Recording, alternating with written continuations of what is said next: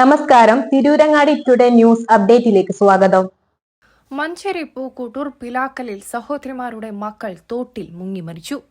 മേൽമുറി ചേർത്തുടി അഫ്സൽ, ഫബ്ന റിൻസി എന്നിവരുടെ മകൻ 7 വയസ്സുള്ള ആദിൽ ഇറാഷ്, കീഴ്ശ്ശേരി ആലഞ്ചുവട് അത്തിക്കോട് അബ്ദുൽ ജലീൽ, തസ്നീമ ദമ്പതികളുടെ മകൻ 4 വയസ്സുള്ള മുഹമ്മദ് ഫൌസാൻ എന്നിവരാണ് മരിച്ചത്.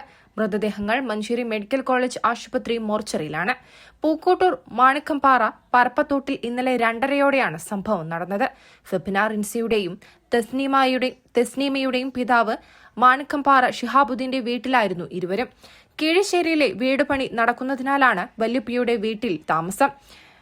വീടിന്റെ ഏതാനും മീറ്റർ അകലെയുള്ള തോട്ടിലേക്ക് കളിക്കാൻ പോയതാണ് ഇരുവരും. മഴ പെയ്തതിനാൽ കഴിഞ്ഞ ദിവസമാണ് വെള്ളം പൊന്തിയത്. കുട്ടികളെ കാണാത്തതിനെ തുടർന്ന് നടത്തിയ തിരച്ചിലിലാണ് ബന്ധുക്കൾ തന്നെ കുട്ടികളെ വെള്ളത്തിൽ കണ്ടെത്തിയത്.